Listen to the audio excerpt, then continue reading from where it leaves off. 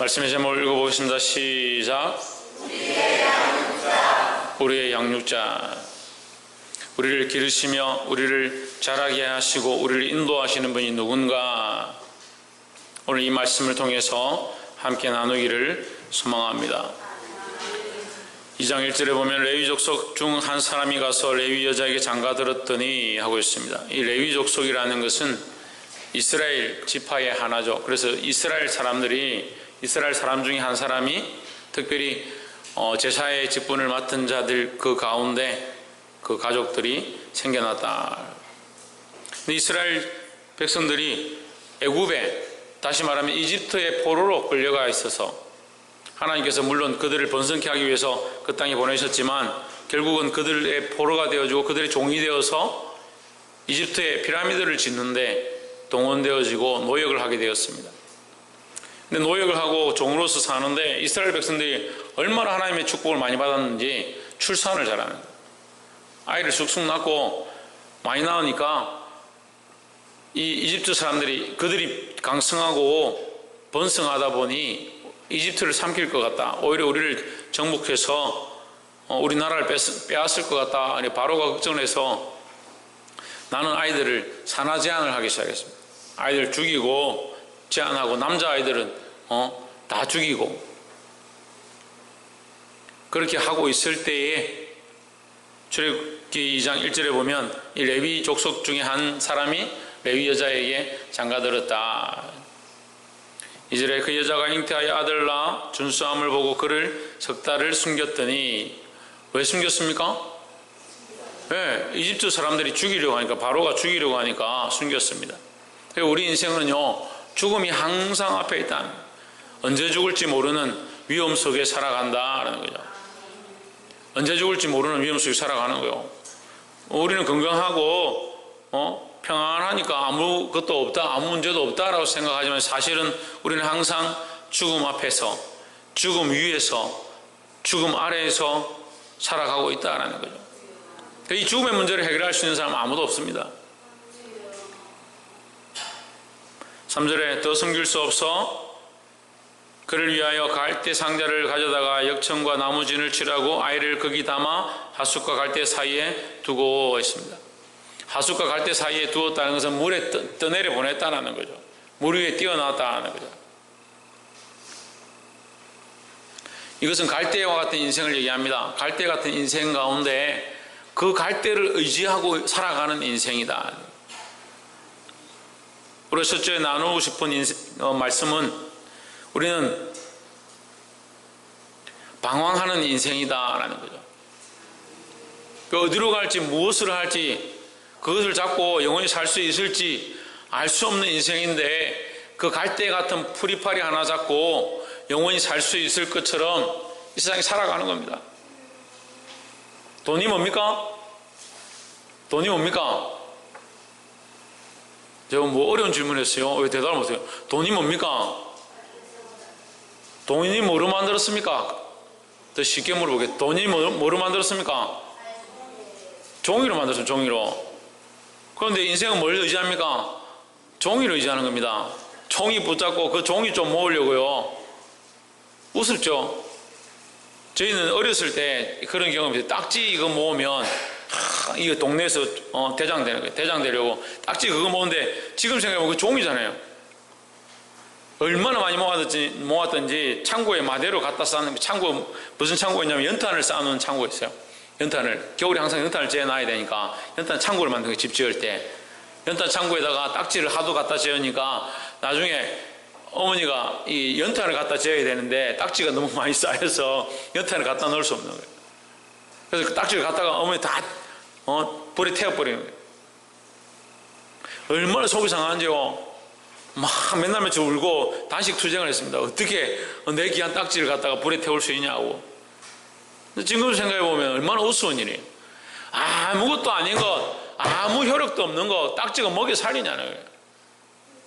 근데 그 종이 조각이 그거 하나 붙잡고 그거 안 뺏기려고 남에게 안 지려고 그래가 악착같이 모으고 그 어머니 태웠다고 어머니를 원망하고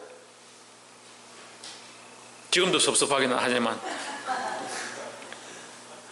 그만 그렇게 생각했었어요. 그래 인간이 이 돈, 종입니다. 종이. 종에 대한 잉크실한 거예요. 그거 붙잡고 그거 좋아가지고 달달달 떠는 거예요. 갈대 같은 인생이 갈대 상자에 담겨서 호수 위에, 하수 위에, 강 위에 갈대 사이에 떠 있다는 거예요. 무엇을 붙잡을 수 있냐는 거예요. 아무것도 할 수 없는 인생들이 고집도 세고 생각도 많고 자기 주관도 뚜렷하고 다 자기가 옳다라고 생각하고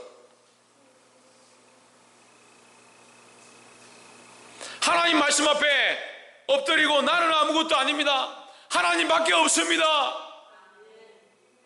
제발 좀 그렇게 하면 좋겠어요. 다 이유가 있고 생각이 있고 자기 나름대로 옳다라고 하는 방식들이 있어서 자기 처지를 못 보면 자기 인생의 모양들을 보지 못하는 거예요. 유리방황하는 인생, 어디로 갈지 모르는 인생, 무엇을 잡아도 소용없는 인생인 줄 알아야 하는데 바람 앞에 촛불 같고 꺼져가는 등불 같은 인생이 뭘 그리 대단한지 참 얘기를 해보면요, 다 죽어도요 자존심은 살아있다. 다 없어도 자존심은 살아있다.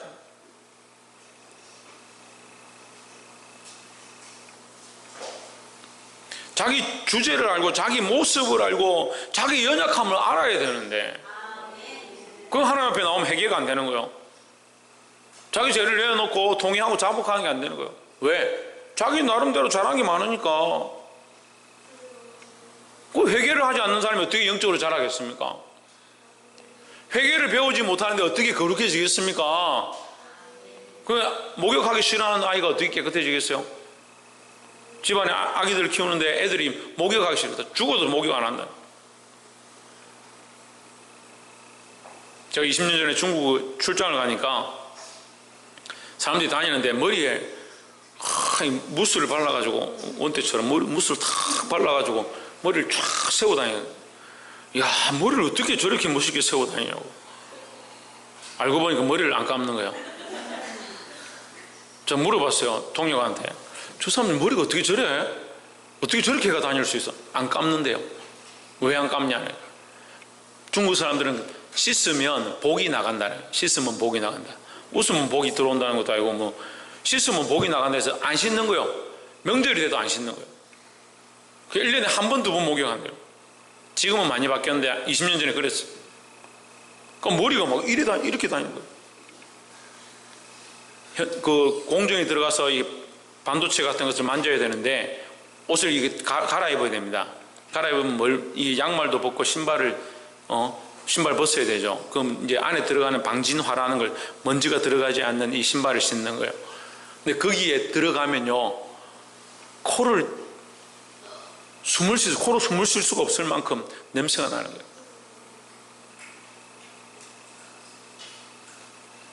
그걸 교육시키기가 힘든 거예요. 너희들 씻어야 된다. 너무 더럽다. 냄새가 너무 난다.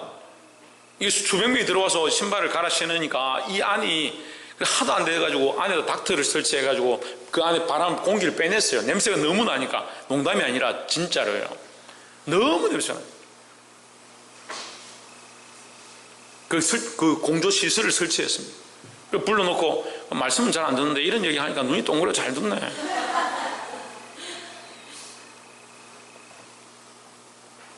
그 수백 명을 앉혀놓고 저 교육시키는 거예요. 근데 씻어야 된다. 씻는 것이 건강하고 씻는 것이 몸에 좋고 씻는 것이 복받는 거고 이걸 제가 강의를 하는 거예요. 씻어야 된다고. 제발 좀 발 좀 씻으라고. 머리 좀 감으라고. 머리 그렇게 다니면 안 된다. 벌레 생긴다고. 근데 차츰차츰 바뀌어서 지금 이제 잘 씻는데 이 씻는 것이 별로 좋지 않다고 생각을 하니까 처음에 교육이 안 되는 거예요. 우리가 마찬가지예요. 우리가 영적으로 우리가 하나님 앞에 회개하는 것들이 습관이 되어야 되는 거예요. 죄를 짓는 건 습관이 되면 안 돼요. 하지만 회개하는 것은 습관이 돼야 되는 거예요. 우리가 죄를 안 지으려고 발버둥 쳐도요, 죄를 자꾸 짓기 때문에 죄는 안 지으려고 해도요, 계속 지어요, 계속. 아이고, 제가 남에게 별로 나쁘게 한 게 없는데요. 속으로 죄 짓잖아요, 속으로. 마음으로 죄 짓는 거예요. 말로 죄를 짓습니다. 생각으로 죄를 짓습니다.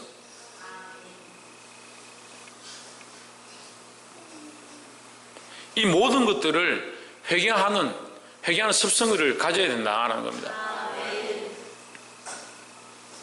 그래서 우리는 아무것도 아니다. 우리는 어떤 인생이다?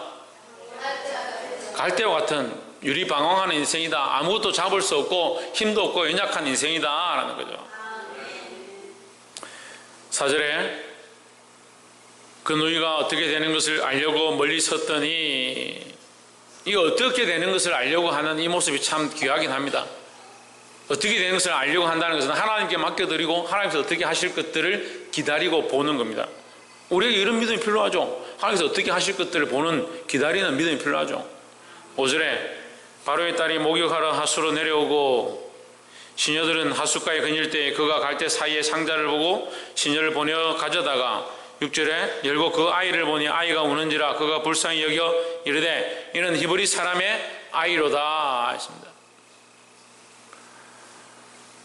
갈대 상자와 같은, 갈대와 같은 인생이 갈대 숲에 그 물에 떠다니고 어디로 갈지 모르는 그 가운데 하필 바로의 딸이 와서 목욕하다가 그걸 발견했다. 성경은요, 우연도 이런 우연이 없는 거예요. 우연도 이런 우연이 없어요. 하지만 이 우연은 하나님께서 역사하시는 일이다라는 거죠. 만약에 바로의 딸이 아닌 어떤 다른 여인이, 고관의 여인이 그 아이를 발견했다 하면 죽일 수밖에 없어요. 바로가 히브리인들을 죽이고 이스라엘 백성들을 죽이려고 하는데 바로의 딸이 그것을 발견했습니다. 바로의 딸에 권세가 있는 거예요. 생명에 대한 권세가 있는 거예요. 그러니까 바로의 딸이 그를 살리는 겁니다. 세상의 권세지만 이것은 어디에서부터 왔느냐? 하나님의 은혜로부터 왔다라는 거예요. 가능성 없는 인생 가운데, 갈대와 같은 인생 가운데, 언제 죽을지 모르는 인생 가운데 하나님의 은혜로 살게 되었다는 거예요. 옆에서 한번 보십시오. 하나님의 은혜를 발견합시다. 하나님의 은혜로 살게 되어지는 것, 하나님의 구원의 방식들을 볼 수 있어야 된다는 거예요.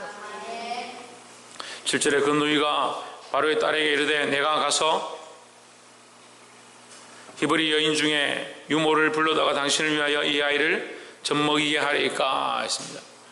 그 아이를 불쌍히 여기니까 그 누이가 보고 빨리 가가지고 내가 당신을 위해서 그 이 아이 젖먹이는 자를 찾아오겠습니까? 올까요? 물어보는 거예요. 그 당신을 위해서라고 하는데, 바로 이 딸을 위해서라고 하는데 사실은 자기 동생이니까 그 자기 동생을 위한 거죠.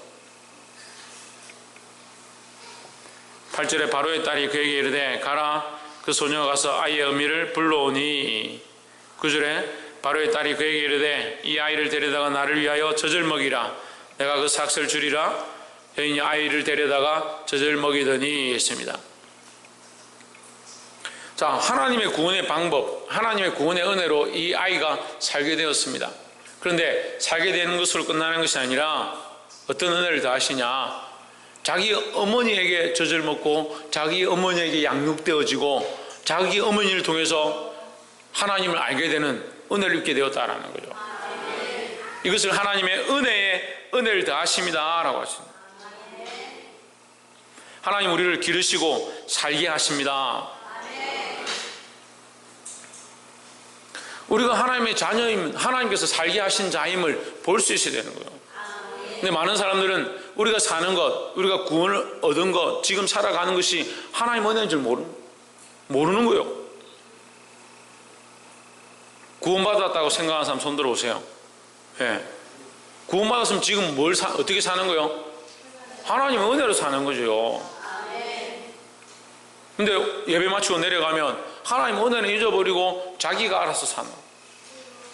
세상의 삶에 돌아가면 자기가 알아서 사는 겁니다. 그렇게 하니까 다시 주일날 오면 하나님의 은혜 또 사모하는 거예요. 하나님의 은혜를 이미 입었어요. 하나님의 구원을 이미 받았어요. 우리는 어떻게 살아야 하냐? 하나님의 은혜로 살아가야 되는 거예요. 이 하나님의 은혜를 기억하시기를 주의 이름으로 축복합니다. 하나님의 은혜가 우리를 뭐하게 한다? 우리를 살게 한다 하는 거예요. 10절에 그 아이가 자라매 바로의 딸에게로 데려가니 그의 아들이 되니라 하십니다. 그가 그의 이름을 모세라 하여 이르되 이는 내가 그를 물에서 건져내었음이라 하였더라 하십니다. 모세는 뭐냐? 건져낸 자, 물에서 건져낸 자. 모세의 뜻이요, 모세라고 이름을 지었는데 그 아이 이름을 모세라고 이름을 지었는데 모세의 뜻이 뭐냐? 건져내었다, 물에서 건져내었다, 건져낸 자다는 거예요. 근데 모세의 이름에 이 큰 의미가 있는 거예요. 건져내었다라고 끝나는 게 아니에요. 모세는 뭘 하기 위해서 하나님께서 그를 건지셨냐? 이스라엘 백성을 그 이집트에서, 애굽에서 건져내기 위해서 모세를 건지신 겁니다. 여러분, 우리는 왜 건짐을 받았습니까? 우리는 구원을 얻었습니까? 네, 우리 구원을 얻었습니다. 구원의 삶을 은혜로 살아간다 했습니다. 구원을 입은 자, 은혜를 입은 자가 어떻게 살아야 되냐? 건지는 일을 하면서 살아야 되는 거예요. 우리는 건짐을 입었으니까, 구원을 받았으니까, 천국 가니까 이제 끝이다. 천만의 말씀입니다. 이미 구원을 얻었기 때문에 이제 세상에서 손해보고 어려워도 우리는 뭘 해야 되냐? 건지는 자의 역할을 해야 되는 거예요. 왜 자꾸 썩어지고 넘어지고 뒤로 가느냐? 앞으로 가야 되는데 왜 뒤로 가느냐? 왜 자꾸 폐역의 길로 쫓아가느냐? 우리는 건짐을 받을 자가 아니에요. 이미 건짐을 입었어요. 근데 자꾸 자기를 건져달라는 거예요. 자꾸 자기를 건져달라는 거예요. 물에서 건져줬더니 보따리 달라는 것도 아니고 자꾸 더 건져달라는 거예요. 한 대 집 박아야 돼, 정신 차리게. 물에 빠졌다가 건져놨더니 정신이 없어가 자꾸 건져달라고 그래. 그럼 한 대 집 박아야 정신 차리지. 우리는 이미 건짐을 받았어요. 왜 자꾸 건져달라고 그래요? 건짐을 받았어요. 뭘 해야 됩니까? 건져내는 일을 해야 되는 거예요.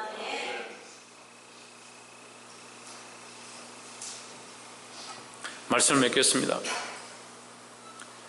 사랑하는 성도 여러분, 말씀은 말씀대로 받아야 합니다.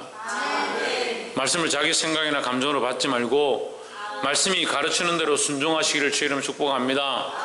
하나님께서 우리에게 구원의 은혜를 주셨습니다. 유리방황하고 소망이 없는 인생 가운데 구원의 은혜를 주셨습니다. 이 말씀을 들었습니다. 그러면 우리는 어떻게 살아야 되냐? 하나님 은혜로 살아감을 알아야 합니다. 하나님 은혜로 살아간다면, 내가 건짐을 얻었다면, 하나님 은혜로 살아가고 있다면, 살아가고 있는 것으로 끝나는 것이 아니고 이제 나도 건지는 자들이 되어야 된다는 거예요. 다른 영혼을 견인하고 이렇게 세우고 구원의 길로 이끄는 자가 되어야 되고, 그렇게 하기 위해서 사랑하고 봉사하고 섬기고 이웃을 사랑하고 내 것을 내어줄 줄 알아야 되는 거예요.